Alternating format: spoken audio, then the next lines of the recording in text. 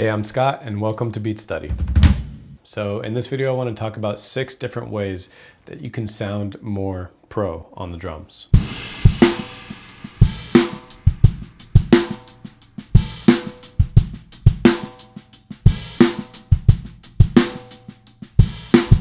Number 1 is the dynamic difference between your ghost notes and your accents. A lot of the time, what I'll do is I really try to hit a full rim shot. And what that does is it makes my backbeats sound it gives it that extra pop. It's almost like when you're playing tennis and you hear that tennis racket pop versus if you just kind of lightly tap the ball with the tennis racket. Getting that pop sound really creates an opportunity for those ghost notes to sound a lot softer because your accent is so loud. So that's one thing, but the other thing is actually getting those ghost notes as soft as humanly possible. So if you can have your stick as close to the drum as humanly possible and still be able to play little rhythms, to be able to essentially just drop your stick, not throw it down, but really just drop it. Just you're barely touching the drum. Then you're gonna really have this incredible dynamic mix between your accents, your backbeats, and your ghost notes. And that will really help you sound a lot more professional.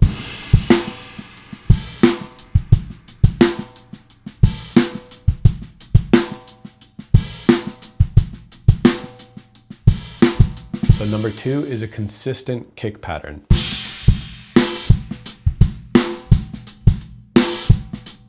I think a lot of us hear the drums as a whole, myself included sometimes. We hear the hi-hat and the snare and the kick, and we're kind of just trying to make this rhythm all together. And we lose some of the importance of really just locking in that kick. It's not always this way, but a lot of what they'll teach you in school is like, hey, like lock into that bass guitar, right? That bass drum should lock into that bass guitar. And if you're playing various kick patterns, right, that are kind of, it changes from one measure to the next or whatever, then you really aren't quite as locked in with that bass player. You need that consistency. And the same thing applies if you're not playing with other musicians, even if you're just playing by yourself. If you have a kick pattern and it's intentional and you're really locking that in and really playing that strong, then I think it really helps that groove to become that much more danceable.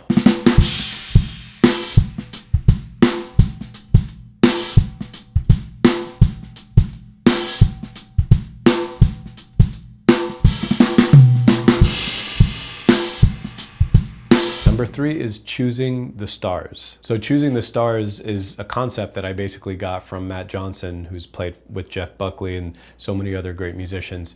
He's a phenomenal drummer. And basically what that means to me is you're selecting the instrument, being the hi-hat, the snare, the kick, whatever it is you're playing on, and you're saying, okay, I want this particular instrument to shine. So perhaps the kick pattern is something that you really, really want to shine.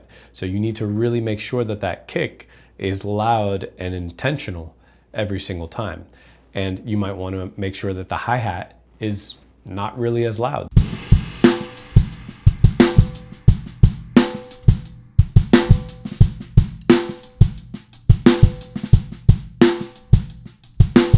The same thing applies for other instruments or voices that you're using. Perhaps you're playing a groove that has like a hi-hat lift, and that particular hi-hat lift, right, is something that really needs to stand out. It's like that's a major part of the groove.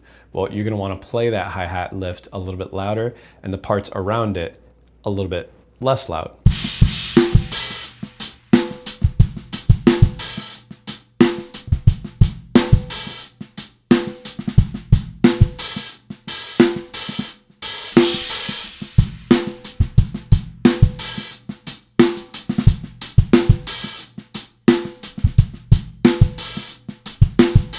So the key idea here is choose what you want to shine. Choose which star you want to shine, or choose which multiple stars you want to shine.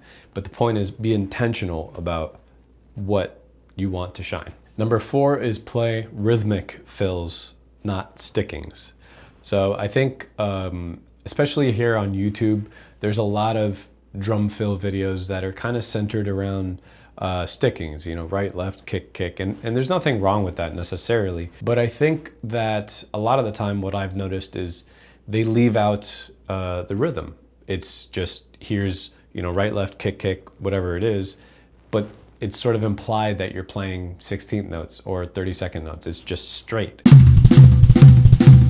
The problem that I personally have with that is if you're just playing a drum fill that's some cool combo of 32nd notes, it kind of sends the message that, oh, this is my time to shine.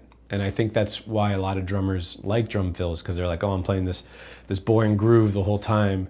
Now it's my time to shine. I'm gonna do some really cool fill.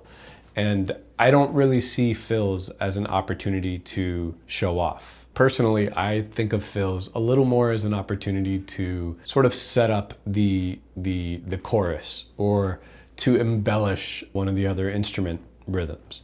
I think in order to do this, you need to play rhythmically with your fills.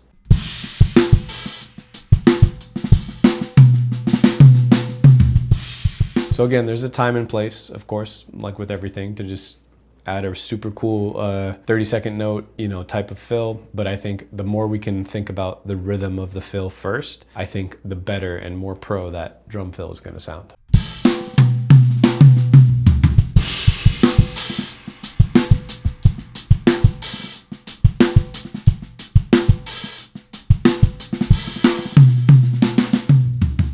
Number 5 is stay calm and subdivide. So what does this mean? I think that in order to play with good timing, to keep your tempo steady, right? I think it's absolutely essential to remain calm, to breathe, to enjoy the music, to feel the music, to be in the music. But I also think that you need to feel that music on a different level than maybe some of the other musicians. Sometimes you might be playing a slower groove. There's more notes in between each other, right? There's more space in between each note. So in those situations especially, you need to be able to subdivide in your head in order to keep track of where those notes are.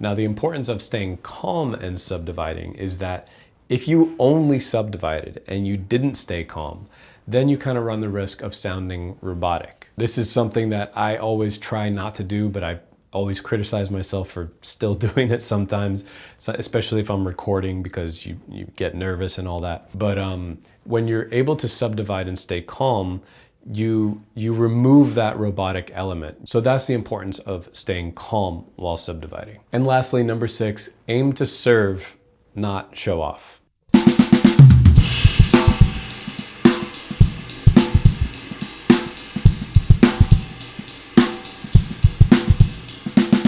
The best drummers are serving the music. Or maybe I should say, my personal favorite drummers are serving the music. There are some drummers out there that are major show-offs and they're phenomenal. They're amazing and they do things that I could never do on the drum set. So once again, it's not to knock the show-off type drummers, but I think that to sound more pro rather than trying to play something more technically advanced, right? To get that more professional sound, I think that it's really important to serve the music, to serve the groove. So what does that actually mean? That really means, in a lot of instances, it means play less and play with intention. So ghost notes, for instance, what a great opportunity for us to show off our skills. And so many of us, myself included, have fallen into the, let me show off my cool ghost note abilities. But when you actually play less ghost notes, surprisingly, it sounds better. Now, ghost notes, I do think, make the overall groove sound better. But when you're playing too many of them, you kind of lose some of it, because at the end of the day, we're playing drums. This is rhythm. We're playing rhythm, and rhythm without space doesn't exist. It would just be one long sound. So adding that space is really important to make those ghost notes shine that much more. Now the same thing applies for drum fills, right? Like if we're playing drum fills, we talked about it briefly, like if you're showing off too much and playing 30-second notes and you're just displacing everything and hitting strange syncopated accents or whatever.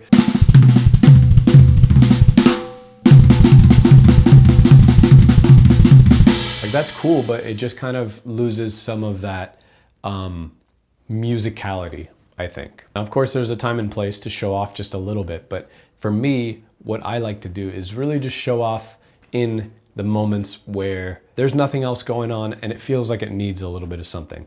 That's when you can add that super fast, double on your kick drum to kind of add a little embellishment to it. That's when you can maybe add in a cool, interesting polyrhythm to kind of play with the listener's mind a little bit. But always doing this in like little pockets where the music just feels like it absolutely needs some sort of rhythmic, interesting sort of thing. So aim to serve, not show off. All right, that does it for the 6 different ways to sound more pro. I hope you got something out of this. Let me know if you have any questions or comments. I'd love to hear from you guys. And yeah, I hope it helped, and I'll see you guys in the next video.